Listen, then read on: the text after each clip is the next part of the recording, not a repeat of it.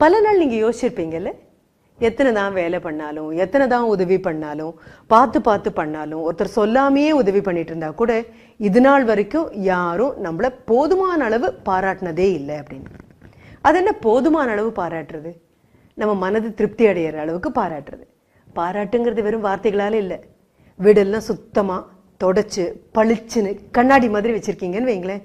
காலையில போட்டது போட்டபடி போயிட்டு திரும்பி வரும்போது பார்த்த அடுத்த நிமிஷம் யாராவது ஒருத்தர், அட வீடு ரொம்ப அழகா இருக்கு அப்படின்னு சொன்னா அன்னைக்கு இல்லை, ஒரு வாரத்திற்கு இந்த உற்சாகமே நம்மளை ஓட்டிகிட்டே இருக்கும்.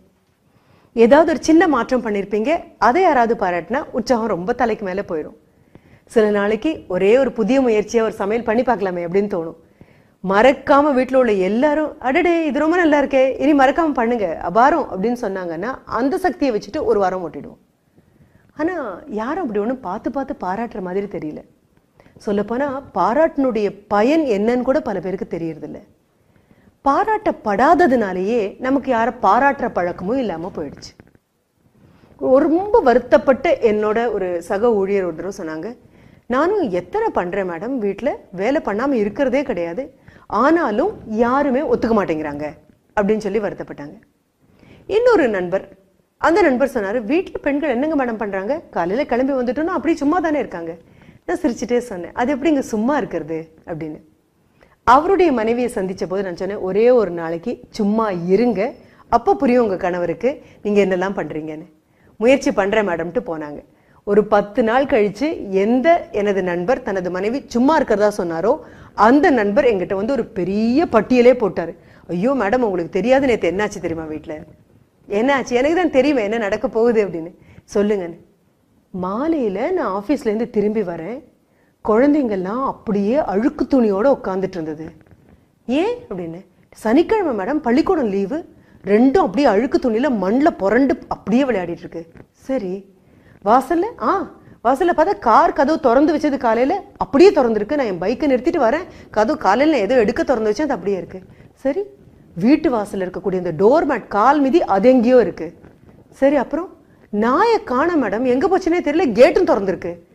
சரி, வீட்டுக்குள்ள வந்தேன்னா வெளியில இருக்கிற உலகமே தேவையில்லைங்கிற அளவுக்கு வீடு பூரா ஒரே ரணகலம், ஏதோ புயல் காத்து அடிச்ச மாதிரி இருக்கு. புத்தகங்கள்லாம் ஒரு பக்கம் கிடக்குது, பொம்மைகள்லாம் ஒரு பக்கம் கிடக்குது, காலையில சாப்பிட்ட உணவு தட்டு அப்படியே கிடக்குது, கால் போகும்போது எடறி தட்டி விட்டு அந்த டீ கோப்பை கவிழ்ந்து தரையில கசிஞ்ச டீ அப்படியே இருக்கு.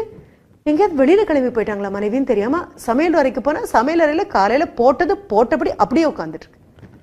ஐயோ உடம்பு ஏதாவது சரியில்லையான்னு போய் பாத்ரூம்ல போய் பார்த்தா ஒரு டேப் ஒழுகிட்டே இருக்கு, காலையில சரியாவே க்ளோஸ் பண்ணல, குளிச்சுட்டு அப்படியே ஓடுனது அது அப்படியே இருக்கு. ஈரத்துண்டு அப்படியே கிடைக்குது, துவைக்க வேண்டிய துணி அப்படியே கிடைக்குது. சரி, எல்லாத்தையும் சரி பண்றதுக்காக எங்கேயோ வேலையில பின்னால் இருக்காங்களான்னு போய் பார்த்தா அங்கேயும் அப்படியே தான் இருக்கு. செடிகளுக்கெல்லாம் தண்ணி விடல, நல்ல வெயில், எல்லாம் ஓரளவு அப்படியே கசிஞ்சு தொங்கி அப்படியே இருக்கு. என்ன ஆச்சுன்னு தெரியல, உடம்பு ஏதாவது சரியில்லாம திடீர்னு கிளம்பி போயிட்டாங்களா. குழந்தைங்களை வெளியில வந்து கேட்கறாரு, குழந்தைங்க இல்ல அம்மா உள்ளதான் இருக்காங்க, அம்மா உள்ளதான் இருக்காங்க அப்படின்னாங்க. சரி, அப்புறம் கடைசியா பார்க்கக்கூடிய இடம் விடு விடுன்னு மாடியில் ஏறி போய் அவங்களுடைய பெட்ரூம் கதை திறந்தா அவருடைய மனைவி காலையில எந்த ஒரு நைட்டியை போட்டுட்டு உட்காந்துட்டு இருக்காங்களோ அதே வீட்டில் அணியக்கூடிய ஆடை, தலையெல்லாம் ஒன்றும் சீவக்கூட இல்லை, கையில் ஒரு நாவலை வச்சுட்டு காலை நீட்டிட்டு அமைதியா கையில் ஒரு கோப்பை தேநீரை வச்சுட்டு குடிச்சிட்டு அந்த புக்கை படிச்சுட்டு இருந்தேன். அடுத்த நிமிஷம் ஒரு அதிர்ந்தே போயிட்டாரு, என்ன இப்படி உட்காந்துட்டு இருக்க, வீடு இப்படி கிடக்குது. இல்லை இல்லை, ஒரே ஒரு நாள் உங்களுக்கு காண்பிக்கணுங்கிறதுக்காக தான். என்ன காமிக்கணும்னு, தினமும் வீட்டுக்கு வந்தா ஒரு கேள்வி என்ன மறக்காம கேட்குறீங்க, என்னதான் பண்ணிட்டு இருந்த வீட்டில் அப்படின்னு கேட்குறீங்க. என்னதான் பண்ணிட்டு இருந்தேன் அப்படின்னு ஒவ்வொரு நாளும் சொன்னா நீங்க புரிஞ்சுக்க மாட்டேங்கிறீங்களா. அதனால இன்னைக்கு என்ன பண்ணேன்னு தெரியுமா, இது நாள் வரைக்கும் என்னதான் பண்ணிட்டு இருந்தேனோ அது இன்னைக்கு ஒரே ஒரு நாளைக்கு பண்ணாம இருந்தேன், அவ்வளவுதான். எனக்கும் ஒரு புத்தகத்தை கையில் எடுக்க முடியும், உட்கார முடியும், படிக்க முடியும்னு படிச்சுட்டு இருந்தேன், அவ்வளவுதான். அப்போ அந்த கணவருக்கு புரிந்தது. அடுத்த நாள் அவர் தான் என்கிட்ட வந்து சொன்னது, மேடம் நான் நிஜமா நினைக்கல, வீட்டில் இத்தனை வேலைகள் இருக்குன்னு நினைக்கல, இத்தனை ஒரு வேலை செஞ்சு முடியறதுக்குள்ள அடுத்த வேலை, அடுத்த வேலை செஞ்சு முடியறதுக்குள்ள அடுத்த வேலை, துணியெல்லாம் அடுக்கி வச்சு திரும்புறதுக்குள்ள கை குழந்தை ஓடி வந்து அம்மா காலை பிடிச்சுக்கிட்டு எடுத்துக்கோ என்ன இடுப்புலன்னு சொல்லி அம்மா எடுத்து இடுப்புல வச்சு திரும்புறதுக்குள்ள அடுக்கி வச்ச துணி அத்தனையும் குழந்தைக்கு இழுத்து போட்டுரும். என்ன பண்ண முடியும், அடிக்க முடியுமா? சிரிச்சுக்கிட்டே குழந்தைய அதனுடைய வாக்கர்ல உட்கார வச்சு மறுபடியும் மடுத்து எடுத்து வைக்கணும். காலையில போட்டது போட்டபடி இருக்கும், தட்டுக்கள் எல்லாம் கண்டபடி தூக்கி வீசப்பட்டிருக்கும், துணியெல்லாம் அலங்கோலமா இருக்கும். இத்தனையும் இதே காட்சியை மனதில் ஒரு சின்ன ஃபோட்டோ எடுத்துக்கோங்க. நீங்கள் அலுவலகத்துக்கு ஓடுறதுக்கு முன்னால் திரும்பி வரும்போது வீடு எப்படி இருக்குன்னு பாருங்கள். உங்களை வாங்க வாங்கன்னு சொல்கிற மாதிரி 2 கையையும் நீட்டிட்டு வீடு நிற்குது. குழந்தைங்க திரும்பி வரும்போது வீட்டுக்குள்ளே வரும்போதே அம்மா ஒரு 4 மணி 5 மணிக்கு பசிச்சு வர குழந்தைங்களுக்காக வச்சுருக்கக்கூடிய பாலோ இல்லாத ஏதாவது ஒரு பானமோ அது தயாராக இருக்குது. சாப்பிட்றதுக்காக சூடாக ஏதோ பண்ணியிருக்காங்க. அதனுடைய வாசனை வாசலுக்கு வந்து வா வா அப்படின்னு கையை நீட்டி கூட்டிகிட்டு போகுது.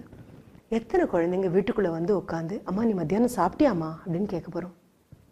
ஆஹா எனக்கு பிடிக்கும்னு அம்மா இது பண்ணியிருக்கீங்களாம்மா அப்படின்னு எத்தனை குழந்தை கேட்க போவோம். பானிபூரி ரொம்ப பிடிக்கும் அப்படின்னு வெளியில் போய் நம்ம சாப்பிட்றோம். ஆனால் வீட்டில் அம்மா நமக்கு பிடிக்குமே அப்படின்னு சொல்லிட்டு அதையே ரொம்ப ஆசையாக பண்ணி வச்சுருக்காங்க. கடையில் வாங்கும்போது உணவு மட்டும்தான் கிடைக்கும்.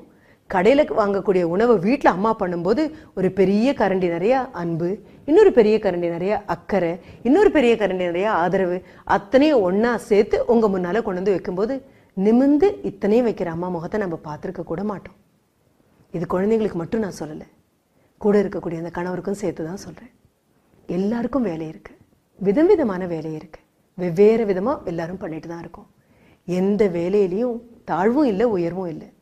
பெரும்பாலும் வீட்டில் இருக்கக்கூடிய பெண்மணிகள் செய்யக்கூடிய வேலைக்கு எத்தனை கோடி கொட்டி கொடுத்தாலும் பத்தாது. அன்பு அப்படிங்கிற ரீசார்ஜை விட அழகான உற்சாகம் கொடுக்கக்கூடிய பேட்டரியை ரீசார்ஜ் பண்ணுற வேற விதமே கிடையாது.